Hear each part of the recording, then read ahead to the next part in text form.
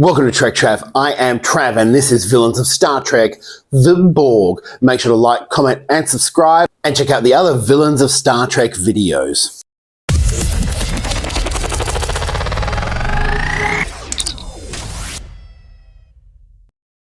Borg are possibly the biggest villain to come to Star Trek since the Klingons in the TOS era. They were introduced as a mindless hive of cyborgs of different alien cultures and races, of whom had been converted to become part of the collective Borg whole. And when I say collective, I don't mean there's a lot of them. I mean they are all mentally linked. There is not one. There is only many. This is the way that they were introduced as in the episode Q Who in TNG, where Q sort of shows them what the Borg are capable of, and the Enterprise actually runs. And it is by far like the first time you're like, whoa, they must be super powerful. Now, skipping forward to the best of both worlds, the next time we see the Borg are an oncoming storm. The Enterprise tries to stop them. They try to use all of their technology that they can to stop this group of cybernetic, I wanted to say, storm people. Basically, the ship just keeps coming and coming and coming. They fly around in a Borg cube at this point. It is a square of which is different from any other ship you've seen. Star Trek and sci-fi in general with geometric shapes, on point. They kidnapped Captain Jean-Luc Picard and converted him to become the first individual Borg that we see, Locutus. Now, Picard is saved, but he is desperately impacted by the fact that all of his individuality was taken away and he was forced to be part of a hive/collective mind.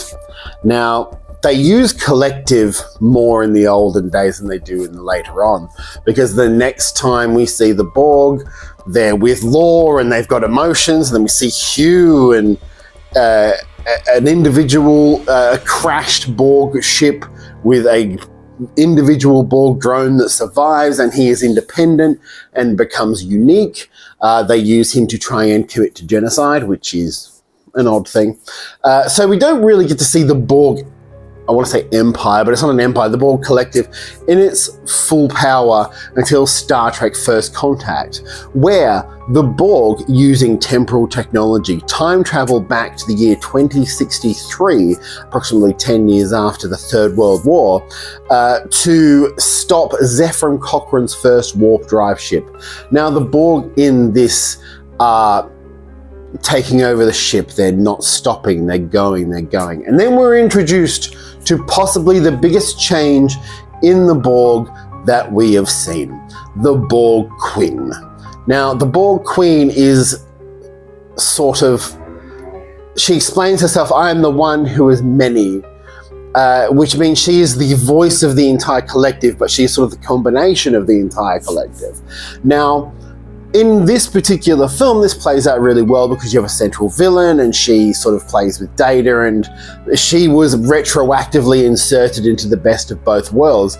But she is the hub, she's the control, she is the, I want to say, the glue that holds the collective together. And she dies at the end of First Contact, disintegrated. Then we get introduced to the Borg slowly in Star Trek Voyager. Now, in Voyager, we're introduced to 7 of 9, a Borg character, of whom joins our crew, and we see her develop her individuality. The Borg collective itself, we don't see the Queen straight away, but we do start seeing the Queen pop up. The collective has changed. Instead of being an oncoming, non-stopping weapon of mass destruction, they are now a calculated force ran by a Borg Queen.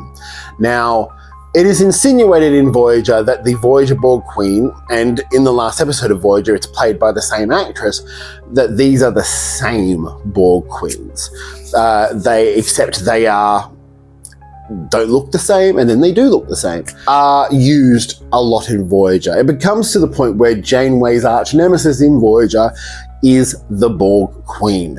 Now, the collective itself, we see individual Borgs of whom have separated from the collective after an accident on one of the ships. We see that the Borg also have a thing called Unimatrix Zero, which is where some of the Borg with certain genetic differences actually collectively gather in sort of a mindscape to sort of live out semi-normal lives with each other. Unimatrix Zero in Star Trek Voyager. We see that there's all these different types of Borgs. We see Borg children, Echeb and the babies that disappear, and they're not quite maturated. And that's that the Borg, when they take children, put them in a chamber, insert them with their cyborg stuff and sort of accelerate their growth.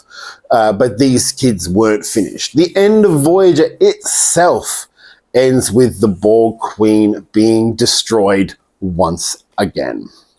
The next time we see the Borg is actually going backwards in Star Trek Enterprise, where they discover Borg drones left over from First Contact when the ship hit the Earth, and the Borg are awoken, kind of like the Thing, and they commandeer a ship and they just keep going. And if you've ever seen this episode, there's no Borg Queen in sight. It is just the oncoming force of the Borg building its power, building its power, building its power, upgrading its ship, upgrading their technology to get what they want, which is the assimilation of Earth.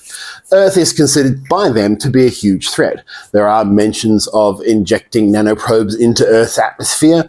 I imagine that wasn't done because then you would just have a dead Earth, because there's no way to stop that shit. But yeah, the Enterprise, they're back to their form of just being a non-stoppable force.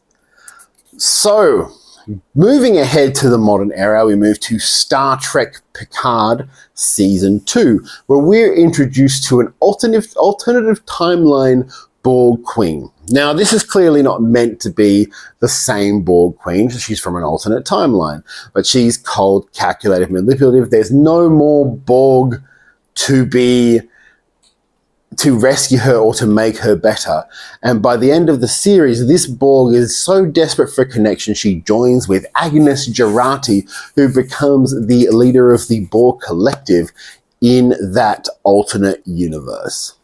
Or in our universe, but in the past. It's very complicated, but when we move on to Season 3 of Star Trek Picard, we are introduced to our Dominion bad guys. But at the end, it ends up being that Borg Queen from the end of Star Trek Voyager. Alice Krieg reprising her voice, not her acting, but her voice. And we find out that Picard's son Jack we find out that Picard, who had an illness earlier in TNG and in Star Trek Picard, he died from it ultimately, passed on a genetic code so that his son Jack, introduced in this season, could transmit and control other young people within Starfleet of whom gone through the transport and had that alteration put in their brains. He was essentially a transmitter. And it all ends with Picard convincing Jack to come out of that collective and stop committing genocide. And they destroy the Borg, I want to say Borg cube, but bigger than we've ever seen before, and killing Alice Krieg's Borg Queen. Now, that's the last we've seen of the Borg. The Borg are the calculated oncoming storm, and sometimes they're just a little bit petty and really, really want to get angry at Janeway or Picard. They're a character that was introduced in sort of early mid-TNG, of whom have grown and changed over the years and are still one of the biggest draw cards villain-wise to the Star Trek franchise. Not to mention the fact that the emotional connection that the Borg have with Jean-Luc Picard or Seven of Nine are huge impacts on their storylines respectively. I have been Trek Trav. This has been Villains of Star Trek. This is obviously a brief one. If you want more in depth, write in the comment. What do you want to learn about? And I will see you next time.